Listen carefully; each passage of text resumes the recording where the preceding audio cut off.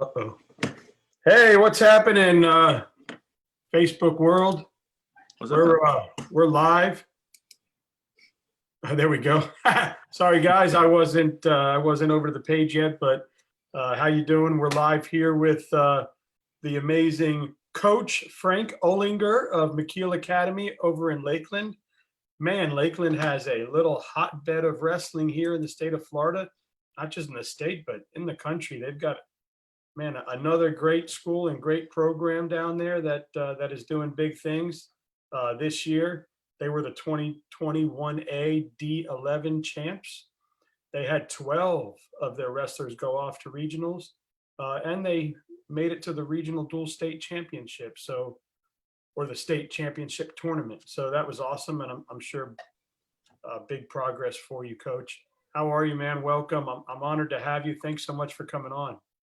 Oh, well, you are welcome, and it's a pleasure to be on. And the only thing I would like to add on to that little list that you added in, because it did make history, we actually won both regional championships, both dual and individual, in our regions, and that's the first time that we've ever been champions. Oh, wow, very cool. And we sent 7, which is our all-time high to state. That we've usually won 2, maybe every 3 or 4 years, but this last year we sent 7. Nice. So is that the most you've sent so far? That is the most that we spent in 1 year. I think right now as a school, we're sitting at around 20 state qualifiers, and it was a big jump to send 7 in one time. Oh, wow. Good for you, man. That's awesome. Congratulations. And I look forward to seeing you doing bigger things. My son is actually in 1A, so I'm sure we'll see each other if we haven't already. Right. Well, we always look forward to it. Yeah, we enjoy coming down to Lakeland. Hopefully we can get down there more often. It's definitely, if you're listening to my show and you haven't been to Lakeland, Florida, man, it is a great place to go. Great food, great fun. They've got good college wrestling down there now with the George guy, and just a good town to be at. So, man, what a great season you had. Obviously, going into the off season, I'm sure you had big plans. Unfortunately, they're not happening right now, I'm sure. And talk about how this kind of affected your plan for the off season. Well, the main effect that it had is most of my kids were making plans to move their vacations around to go to certain camps. We had a few camps that we were planning on sending kids up in Georgia, Oklahoma, and all that, but of course that all had to be canceled. But luckily, the group of kids that I got stood fast on this whole pandemic. We were able to, we had some spare mats at our school, so we were able to give out a lot of mats to the kids so they could have home practices. And they every now and then will send me a workout video showing me that they're ready to get back in the room. And I know last week on the 22nd, we were given the okay to do social distance practicing. So we're back at doing that, which we're doing just straight cardio and strength. Man, well, good for you. Yeah, my son's been home too, and he's at that age, 14. He's going to be 15 in September, but he's kind of hit that puberty stage a little bit. So we're kind of focused on weight training. We're home. So I think he wrestled 138. He's probably walking around in the mid 150s now. So he doesn't look sucked out though, because it's not wrestling season. Right. Well, all of my kids were upset that they lost their season abs. That's what they're working on now. Well, have them look up all these studs. My son is showing me like the All-Americans and stuff, and he's like, look, they all look fat.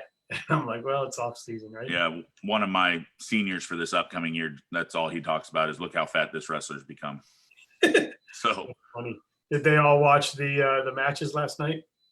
I think most of them tuned in but couldn't stay the entire time due to some family. Most of them took most of their vacations over the weekend, to where they were able to start showing up to practice more often, and were able to keep the work going. Most of them are ready to go for the season. Cool. Yeah. Well, it was nice to watch some matches. I know my son enjoyed just seeing some live wrestling. But anyway, I mean, talk about what you're doing over there at McKeel. You're doing great things down there in Lakeland at the academy there, and talk about what your philosophy and your culture is, and how you've been able to grow the program. Before you start, you got a few shout outs here. Anthony Cerullo, Frank the Tank, Christopher Colston, Wilmington. Going to miss competing against him. So a couple cool shout outs there. And if you guys want your logo behind me, you got to join the live exchange and send it to me and I'll put it up. Go ahead, Coach, talk about your program and all the amazing things. So when I first started coaching, I was under Mr. Cerullo here at McKeel, and whatever happened at that particular time where he left McKeel, I was brought up from retirement because I wasn't planning on coaching anymore. I had a year before I became the head coach. But the assistant principal at the time, who was John Massong, who was one of the founders of the McKeel program almost 20 years ago, I believe. He's still around the school. He called me up, and he was always somebody that I looked up to. Him and my assistant coach, Mark Melius, the couple of the founders of the program themselves. And we pride ourselves on winning's not the end goal. We're trying to turn wrestling into the sport down here to where, yes, winning's nice, medals are nice, but the overall, we're trying to create men in a world that seems that men are starting to fall apart a little bit. And I really don't say men, I also mean women, because we do have a small girls program that is going on. Fantastic young women that are, going to grow up and do amazing things. But that is our overall focus, is to make sure that we understand that we're men and women that are going to lead this nation one day. And we want to make sure that we give our best foot forward and bringing home medals. I tell most of my kids that all medals that are earned really go to their parents. When they get a state ring, they get to keep that. Just because I want to make sure that they understand that everybody around them has helped them, surrounded them. I know that we have a few parents that are unfortunately leaving us this year because of seniors that graduated this past year, that have really sat through and helped a bunch of people. So we're really family oriented in a sense, and we want to make sure that we leave the community better than when we started here. That's awesome, man. And that's good. And that's one of the reasons why I love doing this show is there are so many things that wrestling is doing for these kids, not just wrestling or fighting.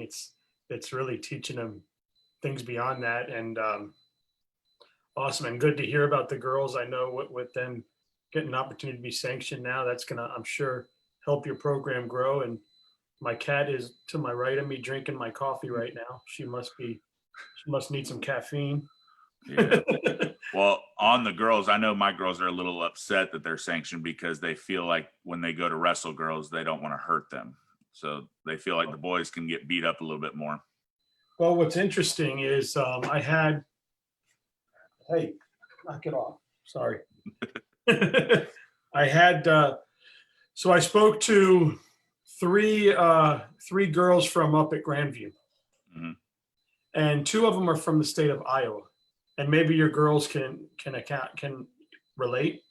They said that we really would love the opportunity to wrestle girls, because when we get to college, we don't wrestle boys. We're on girls' teams. And because we had to wrestle guys our whole career, it was totally different. We had to prepare for a lot of leg stuff because they got high upper body strength, a lot of lower things, a lot of, whatever type of wrestling. And then when you switch to girls, they said they totally had to readjust how they wrestle, because now girls have the lower body strength and the difference of the hips and how they do things. So it was a huge adjustment for them. And they just felt like they could have, not that it was bad to wrestle boys. It obviously made them who they are today, but just the benefits of getting to the next level, having to make that adjustment where you wouldn't have had to if you were already doing it.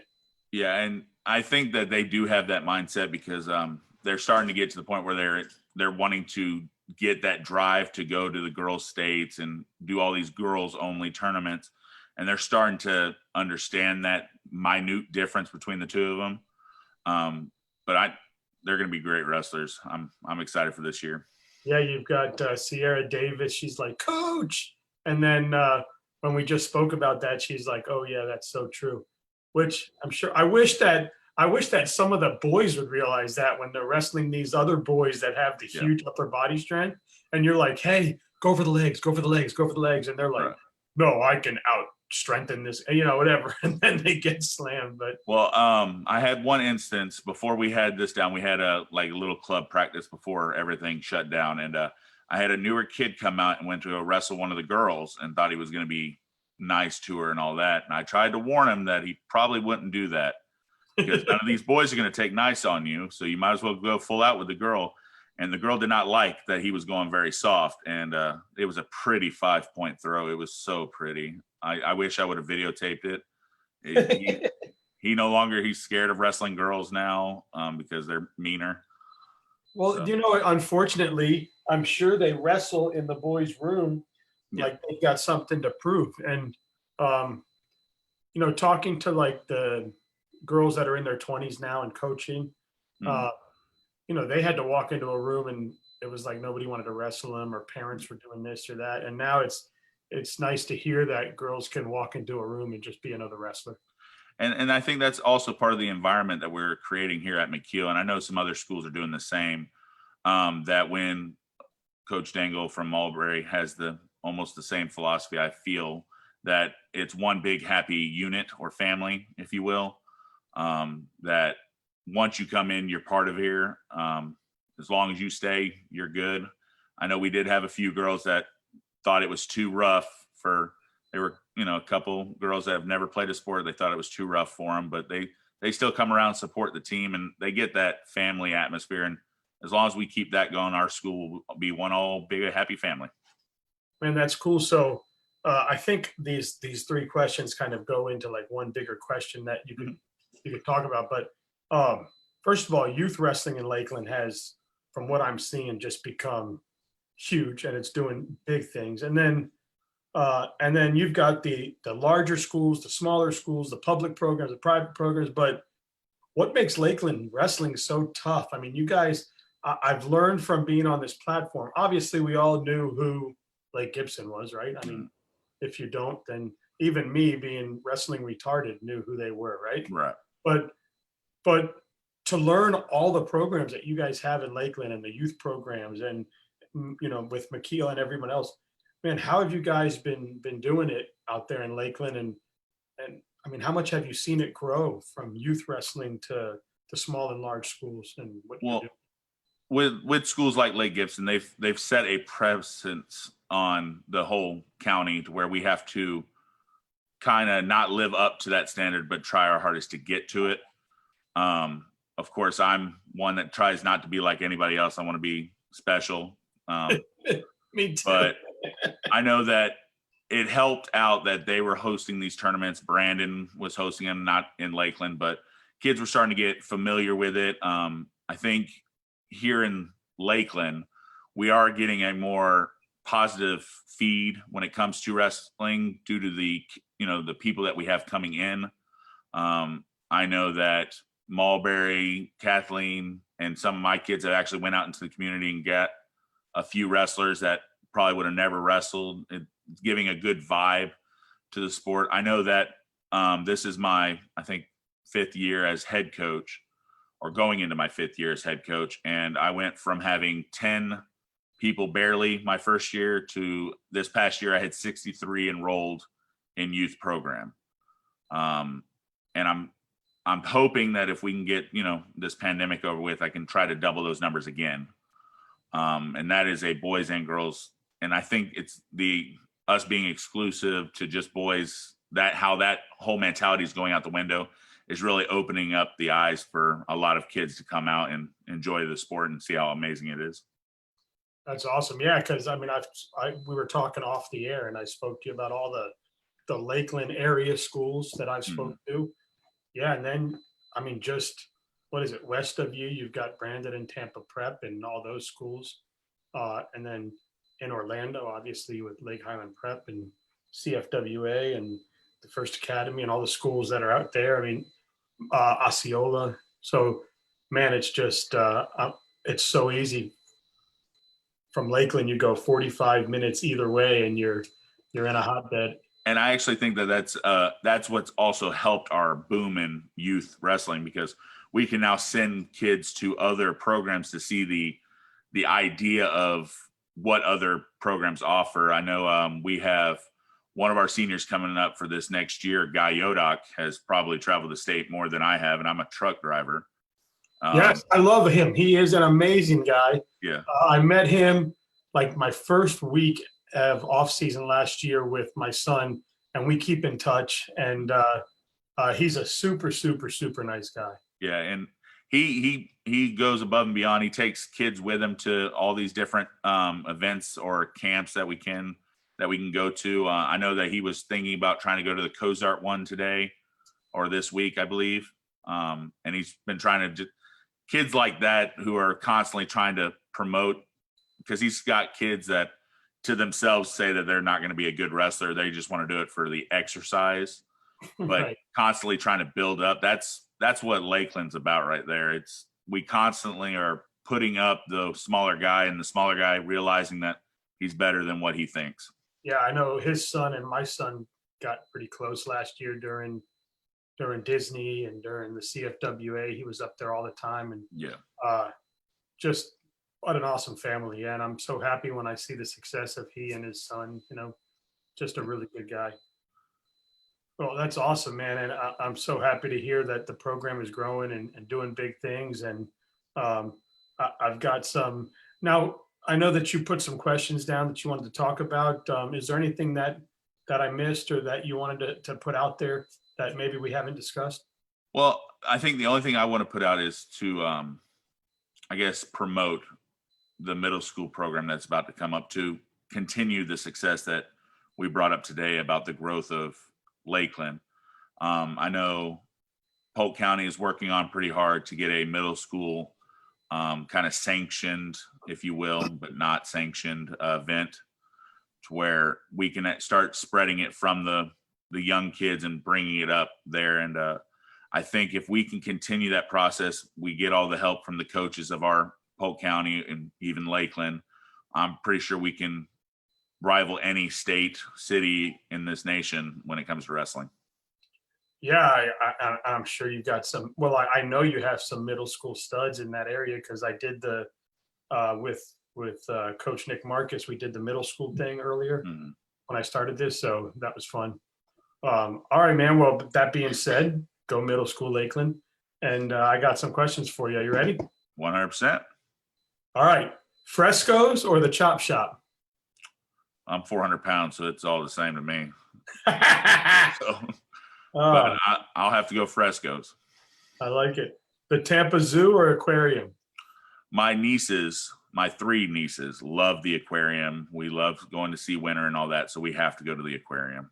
Yeah, I can't blame you. Especially the Tampa one that has the little bar right in the middle of the water park. It's pretty cool. Yeah. Palace Pizza or MJ's Pizza? Ooh, I'm going to have to go with Palace because of the fact that I eat that more. Nice. But like I said, I'm 400 pounds. It all bleeds together after a while. Hopefully are you over 6 feet? Oh, I'm 6'5". Oh, so it all works. See, Yeah, it works. I tell people I'm just short for my weight. If I was taller, I'd look perfect.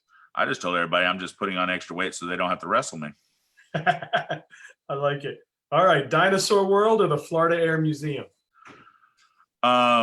The Air Museum, because that is one of the few memories I have of my grandfather who passed away about 4 years ago. That was the last thing we did together. But my nieces love Dinosaur World, so it's I would have to go with the Air Museum though. Oh, very cool. Hey, so Rico Gilbert just said, good stuff, guys. I've been pushing high school girls wrestling, having their own sanctioned sport in Georgia for years. Also been trying to build a all girls club program in Southeast Georgia for a while, but so far not enough interest. But keep doing your thing, Rico. Come on the show if you'd like. Crunchy crab or Harry's seafood? I don't like any seafood, so that works there. All right, Disney or Virginia Beach? Oh, Disney all day. I have 3 nieces that go. Jimbo's Pit or the Rib House? Oh, I'm gonna have to go Jimbo's Pit. Universal or Magic Kingdom? My girlfriend would say Universal, but I go to Magic Kingdom more than Universal. So yeah, Magic. I like it. Swan Brewing or Two Henrys? I think I've been to Swan Brewing a little bit more. Yeah, I have to say them. I think I've been to them at least 10 times so far since they've opened. So I like it. All right. Two big Lakeland tournaments, the Moskowitz IBT or your very own Masung IBT? well, the Massong IBT all day. Nothing against Jenkins. It's, I like to, host one every now and then. Nice. Well, tell us about it and how can people to get involved? So this year it is going to be on January 30th. What we're going to try to do, we're going to try to get more than 16 teams so I can, start doing these 2-day tournaments like Jenkins doing and all that. It's right here in Lakeland, Florida, right across the street from Kathleen. I'm going to send out flyers here in a minute. I'll probably post it on your page as well. Cool. But our goal is to get as many matches as we can, because I know that the idea that you go spend this money for an IBT and a kid loses twice, I'm trying to work out an idea to where we can get more matches for that situation. But nothing is set in stone because I got to find out how much refs cost for that particular situation. All right, cool. Well, listen, I love you got your kids back in the room. Good for you. And hopefully we can get on the other side of this COVID and get back to life as usual. But again, honored to have you on. Thank you so much for coming on. I'll let you get back to your kids. Well, thank you very much. And if you don't mind, I'd just like to say thank you to all my coaches. They might not, hear it from me often because I'm always working, but from my mother, who is my girls' head coach right now, to Mark Milius, who's been a very good friend, George Sabian, who really got me into this a few months ago, into your podcast, and Jared Reber, who's my middle school stud coach, and the whole athletic department that we have here at McKeel Academy is top notch to everyone. We're the best. Awesome. Well, hey, you take it easy and enjoy that Lakeland home cooking. All right, you too, man. Go Wildcats. All right, buddy. See you. Bye.